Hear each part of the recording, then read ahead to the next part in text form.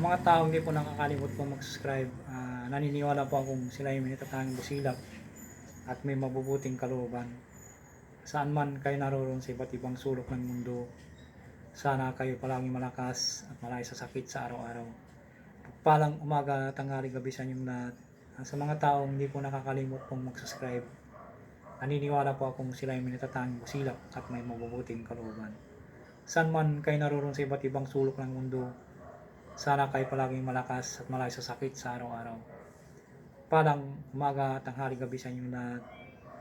At sa mga bago na ngayon lamang po nakatuklas ng aking YouTube channel, Liwangan ng Pangasinan, huwag na po kayo magtubiling pindutin ng subscribe, like, and share at pakipindot na rin po bell icon para palagi po kayong updated sa aking mga isusunod na mga video. At ipagkakulog po sa inyo lahat, aking mga nalalaman po ng panggamot na orasyon at dito po lang po matutuklasan sa Liwangan ng Pangasinan. At sana po pag na kanyo po ang aking mga tinuturo po huwag nyo pong ipagyabang at panatiling magpakumbaba sa isa't isa, magtulungan, magbigayan, hindi sa lahat magmahalan. At lahat mga tulong po nyo sa akin ay tatanungin ko pong napakalaking utang na loob sa inyo lahat. At Diyos na po ang gagabay po sa inyo lahat sa inyong mga ginagawang mga kabutihan. At shout out po sa inyo lahat, shout out po sa inyo lahat. Sa mga gustong mag-aral ng karunungan lihim po, spiritual po, ay tumutok lamang po kayo dito at marami po kayo makukuha mga orasyon na aking babahagi po. Isulat po nyo lamang po sa inyong mga libreta po at magagamit po yan sa pang-araw-araw po. Kaya nagpapasalamat po ako kasi may ganitong ginawa ng Diyos ang makapangyarihan na YouTube channel para maibagi yung mga nalalaman po at matulungan din po ako sa aking mga hinaing po. Sana po matulungan po ninyo po at marami po ako ipagkakaloob po sa inyo. Hindi po ako titigil na nagtuturo po sa inyo ng mga karunungan din po. Liwangan ng Pangasinan lamang po para marami po kayong marunong po kayo manggamot, matuto po kayo manggamot. Wala po kasing imposible sa Diyos na makapangyarihan sa panggagamot po. Magkuhan ka lang po dito, magpursige kang matuto, magtiis, magtiyaga bago ka po sumabak po sa mga kumbate po. Mag-aral ka muna poder bakod balabal pundo. Magpalakas ka muna bago ka sumabak po sa mga ganyang pong mga kumbate po. Pag-isipan nyo maigi, tapos aralin nyo maigi lahat para kung sakaling kung po kayo ay may magagamit ko kaagad. Magpalakas muna kayo sa spiritual, mag-usal na kayo ng usal na orasyon, mga Latin, at saka kayo sumabak po sa mga ganyan na po na pang kumbate po. Yan po. Ang ibabagi ko po ngayon pong araw po ito sa inyo yung susi ng Tres Pico Roma po na kontra, kulang at barang po. Salin sa isip lang po, ipo sa dibdib, pakros at sa tubig inumin po. Napaka-importante po ito na may pangontra po tayo kasi halimbawa po naglalakad po tayo may pupuntahan po tayo, tapos may nabangga po tayo o tinapik po tayo dito. Pag tinapik po tayo dito, kung sino mo yung tumapik, tapikin nyo rin po para yung ginawa po sa inyo mahika po ay babalik sa kanya, makukontra po. Kaya ang babagi ko po sa inyo para ma-konyo po agad kung saglit lang pong i-memorize po ito. Kung halimbawa po naglalakad po kayo o may pinuntahan po kayo na bisita po kayo at yung napunta nyo po pala ng halimbawa po napunta nyo po ay may maitim na mahika po na hindi pa nagpapalata sa inyo kasi hindi po nyo alam ang kanyo po kasi wala po kayong alam sa spiritual po, ay tinapik po kayo ganun po sa inyo,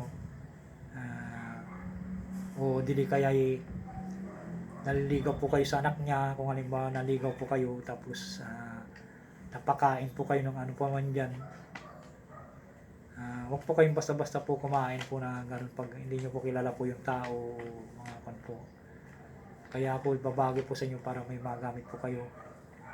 Kung halimbawa po ay kung may pupuntahan po kayo na hindi nyo po kilala po na bago po lamang po kayo doon, huwag nyo po makalimutan pong magdala po palagi ng asin po, asin. Kahit wala po kayong alam sa spiritual po, halimbawa po naliligaw po kayo, may dala po kayo palaging asin, kahit konti lang pong asin.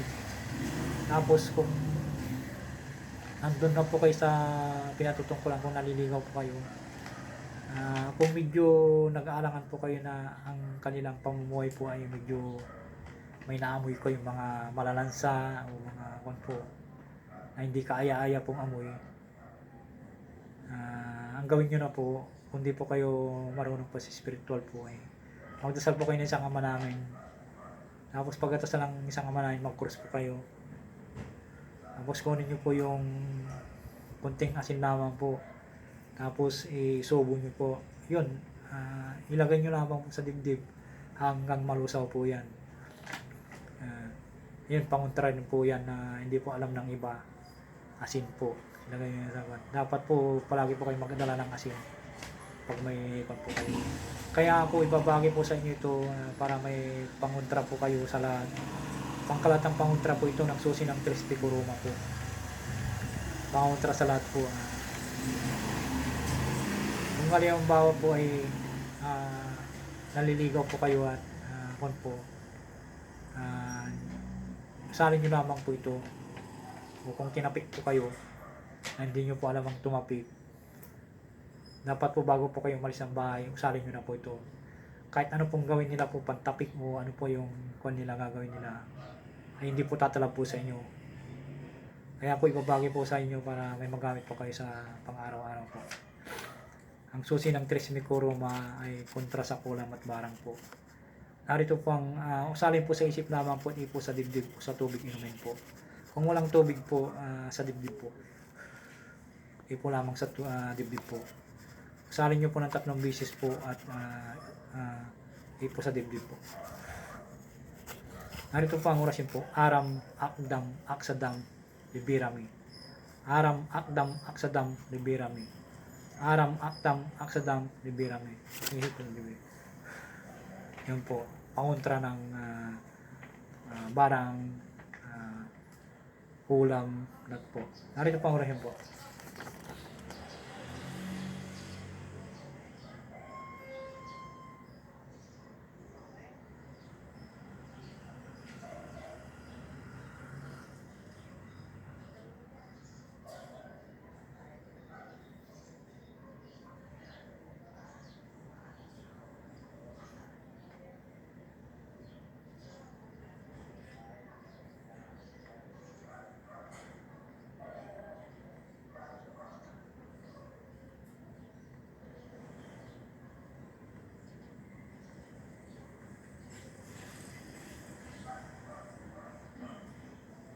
Yan po. Salamat po.